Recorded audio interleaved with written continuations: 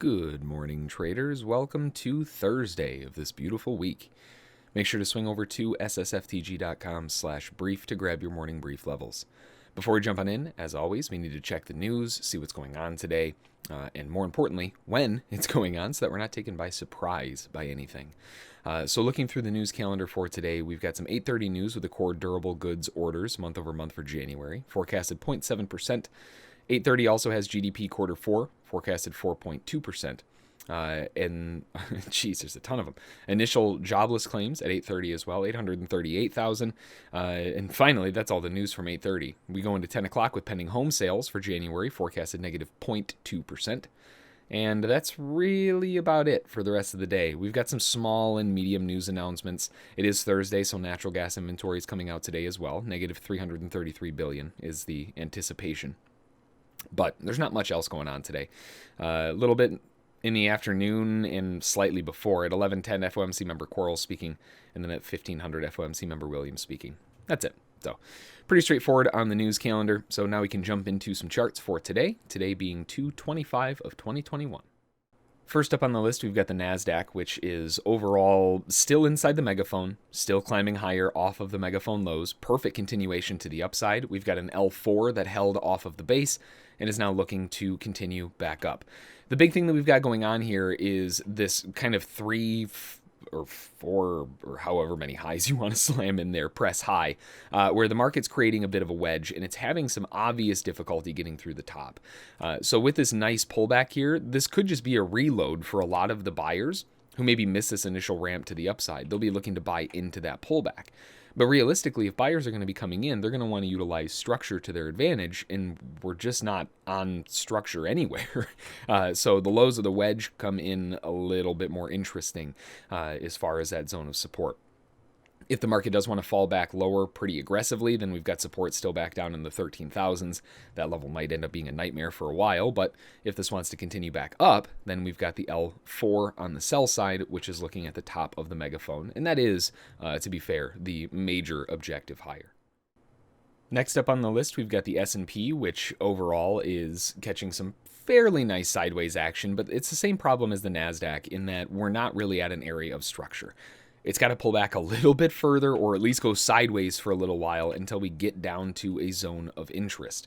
It's not to say that buyers can't go taking it higher right this second, but realistically, it's just going to be a bit harder. Without the backing of like an L1, half DP, channel support, all of these levels coming along the way, well, you don't typically get these kind of moves without some of that backing. So that's kind of what I'm waiting for at the moment on the S&P, similar to the NASDAQ, is just to potentially go a bit sideways or range bound until we get to the bottom of the wedge. And then from there, it gets a bit more interesting. Then next up on the list, we've got gold, which is creating a bit of a wedge here as well, but there's a little bit of a potential for a breakdown in a wider, kind of aggressive bear-angled channel bottom to be coming in. Normally, I would say megaphone, but there's no higher high up here, so there is no megaphone. It's just a really steep angled channel that might end up being something along these lines. It does look like it's kind of responding to it already. It's just kind of more a matter of seeing if this rising support is going to get out of the way.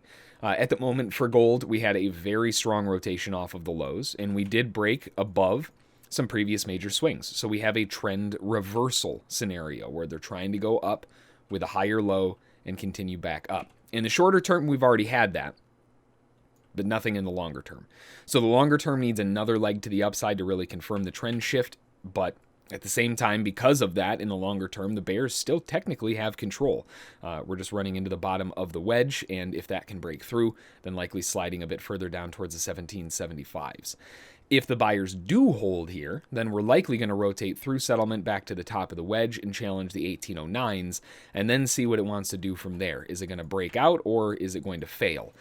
Either way, we're still kind of in a range, buy low, sell high, but it's starting to get a little bit more bearishness here. You can see it kind of rolling over.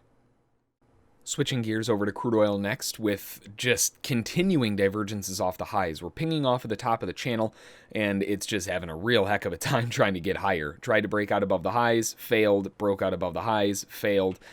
Started looking like it was getting a shot, and then completely failed. And that's so far this morning. So we're back to settlement again, and realistically, if the buyers continue to fail here, we're dealing with a more of an ascending wedge right at the top of the larger channel. And when you have nested structures like that, that usually suggests a stronger move around the corner. Now, that may be in the sense of a breakout lower to get to the base of this. It's very common. And then see it rotate back up for a lower high off of resistance and then chug down. Breaking higher is not very likely up here. You've got two bullish patterns stacking on top of each other. Getting one bullish pattern to break up is hard enough. Getting two of them simultaneously, that requires a significant amount of money. Not to say that it can't. Never say never when it comes to the markets. But it's going to take a heck of a lot for them to get this to break higher, which means that to me, coming into today, it's definitely overweight, and I'm looking for a bit of a pullback. Flipping gears over to the euro next, and what a rocket ship yesterday. Fantastic bounce off the lows. It did come in a little bit early. If you remember yesterday, we were talking about wanting to see it skip off again, but it had a fantastic rejection off of those lows and screaming all the way back to the top of the channel. That's the major objective for buyers, and those objectives are finished. It's likely that we're going to go sideways for a little while now, and less likely that this keeps going higher, but it's definitely a possibility. This is a major zone of profit taking. We went from the channel lows to the channel top. It did overshoot the channel lows by a little bit. So seeing it overshoot the highs by a little bit would make sense as well. But once it gets done doing whatever it needs to do up here, that's where the larger pullback is expected to come in, back down towards that L2, right back into the earlier sideways structure that will allow the buyers to reload at the bottom of the channel and pop the market back up again. Over on Bitcoin and the cryptocurrency side of things, we've got a nice little wedge going on here. Nothing really standing out per se to suggest that there's some massive anything going on, other than, obviously, the fact that we're resting basically right on top of 50,000. That certainly isn't going to help anything. And as far as the sideways action goes, right now, this drive down had a lot of interest from sellers to try to keep it going, but they got ran over here. And once they got ran over, that turns into a broken L1, which gave a fantastic bounce. But we're still stuck in a wedge. We haven't really seen that takeoff yet. So what might be kind of nice is a quick little trap underneath the low, back down into 48K, and then pop from there and go screaming to the upside. Sellers are obviously stuck. They're having a heck of a time. It's just a matter of whether or not they're going to take off from here, or if it's going to require one more test of that support below before it can really hit the gas pedal. Either way, buyers are still trying. The big thing here is that in order to continue this to the upside, we've got to break these highs. Remember, with a trend reversal, you can have a higher high, but without a higher low and another higher high to confirm, right? It's got to actually break the top. It hasn't confirmed anything. So this is still technically part of the bear trend. It doesn't look that great as a bear trend, but it is still technically part of the bear trend. So we've got to wait. We've got to be a little cautious here before hitting the gas pedal too aggressively. And then finally over on Ethereum, we're dealing with the final little wedge going on here. We've got the a wedge after a wedge after a wedge. It started originally as a little bit of a tighter wedge down. That broke. Ended up going into a little bit of a wider wedge. That one broke. Ended up going into a little bit of kind of a channel, but then that broke as well. And now we've got the wedge that's starting to, out of all of them, was pointing down, slightly flat. Now the wedges are starting to point sideways to slightly up.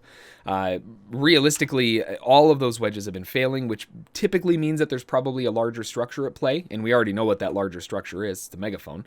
We bounced off the megaphone lows. The objective is to get back to the megaphone highs. Obviously, I would prefer to see the market rise into the megaphone highs rather than just go sideways to meet it, but the upside objective is still the top of the megaphone, regardless of how it gets there. And at the moment, if the buyers can't get this going back to the upside, then we're probably going to see that deeper dive back down towards the 15s, 1450s, something like that, for buyers to accumulate a little bit more on a better dip.